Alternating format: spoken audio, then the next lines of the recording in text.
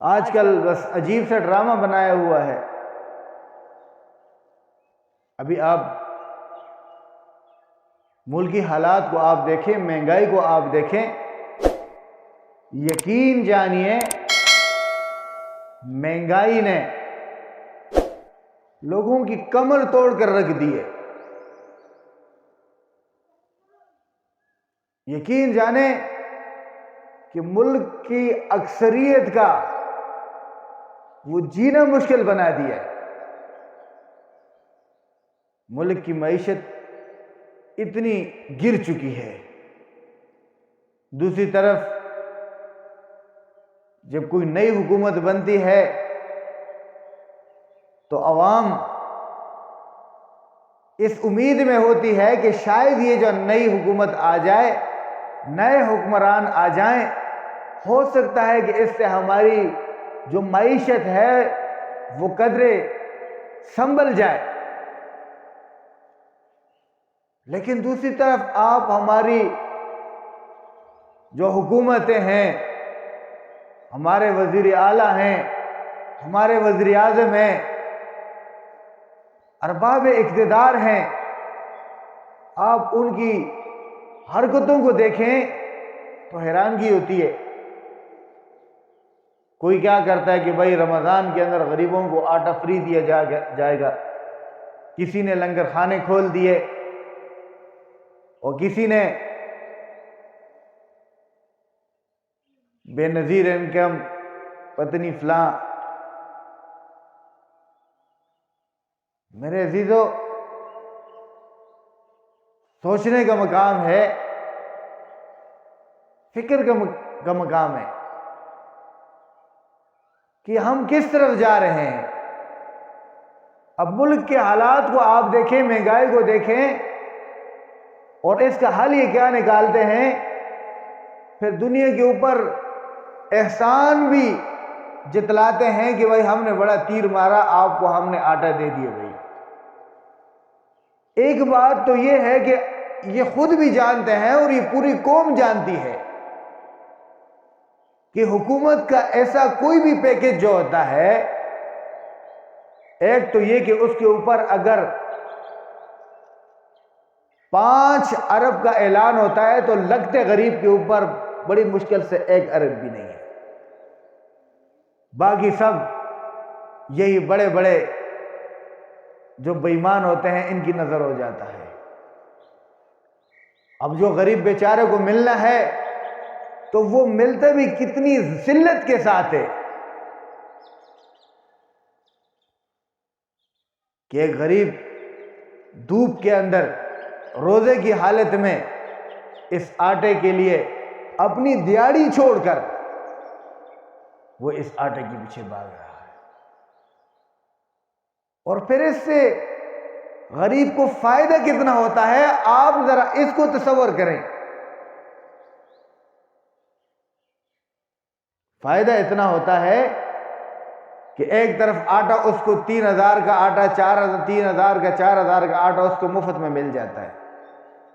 دوسری طرف آپ چینی کو دیکھیں، آپ چاول کے ریٹوں کو دیکھیں، مثالوں کو آپ دیکھیں، دالوں کو آپ دیکھیں، چکن کو آپ دیکھیں، گوشت کو آپ دیکھیں، ان کی قیمتیں آسمان کی بلندیوں کو چھو رہی ہیں۔ اب جو مہینے کا جو راشن یوٹیلٹی سٹور سے جو 20,000 کا ملتا تھا مثال کے طور پر، اب وہ جب بل بنا کر جاتا ہے، آٹا تو اس کو فری مل جاتا ہے، جو بل آٹے سمیت اس کا پہلے 20,000 بنتا تھا، اب وہ جا کر آٹا مفت میں لینے کے باوجود جب یہ جاتا ہے تو وہ 30,000 بن جاتے ہیں، بل 30,000 کا بنتا ہے۔ تو اب یہ خوش بھی ہو رہا ہے، سمجھ میں نہیں آ رہی یہ قوم ہنسے یا روئے کہ اس قوم نے کیا کھویا اور کیا پایا، سمجھ میں ہی نہیں آ رہا۔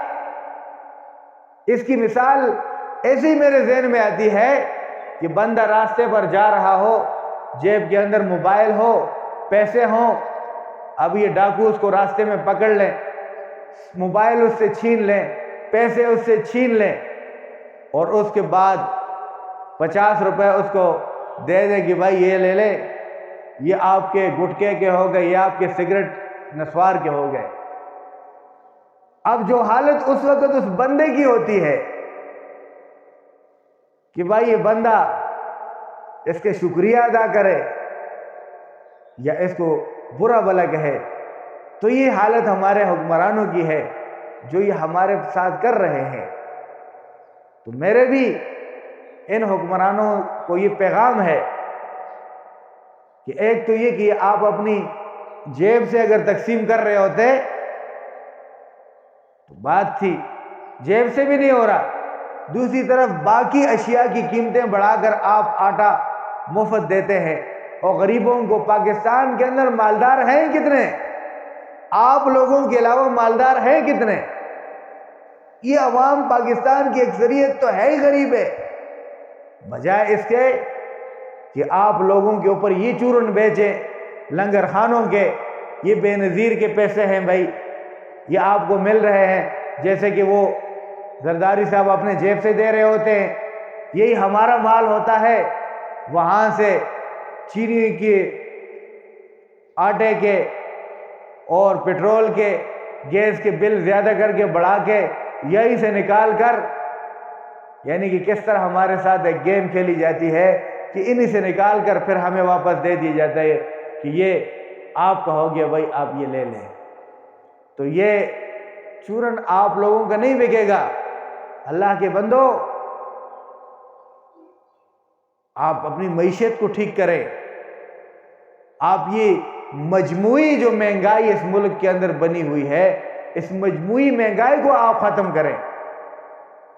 یہ جو بدعنوانی ہے، بد نظمی ہے، یہ رشوت ہے، یہ کرپشن ہے، آپ اس کا خاتمہ کریں۔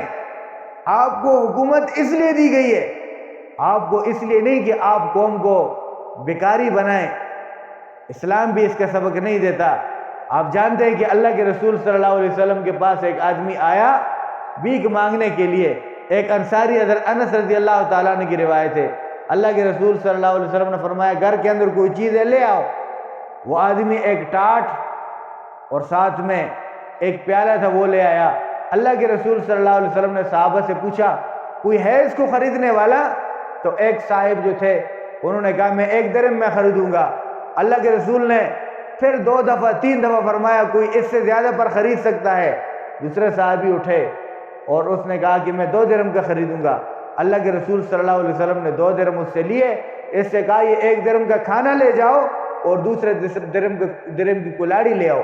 کلاڑی لایا تو اللہ کے رسول صلی اللہ علیہ وسلم نے دستہ خود ڈال کر دیا، کہا کہ جاؤ جنگل میں جاؤ، پہاڑ پر جاؤ، وہاں سے لکڑیاں کاٹو اور اس کو بیچو، اور ٹھیک 10 یا 15 دن بعد میرے پاس آنا۔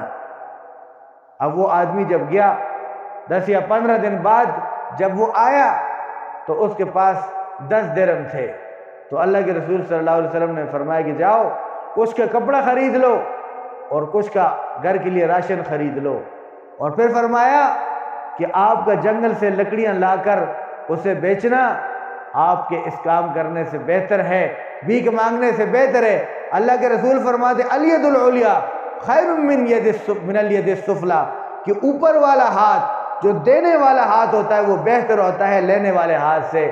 تو خدا را اس قوم کو، ان کی معیشت کو ایسی مستحکم بنائے کہ یہ قوم دینے والے بنے، اللہ کے راہ میں خرچ کرنے والے بنے، نہ کہ یہ قوم بیکاری بنے۔ مولانا محمد شعیب ہزاروی صاحب کے مزید بیانات سننے کے لیے چینل کو سبسکرائب کریں اور بیل کے آئیکن کو پریس کریں تاکہ نئی آنے والی ویڈیوز آپ کو مل سکیں۔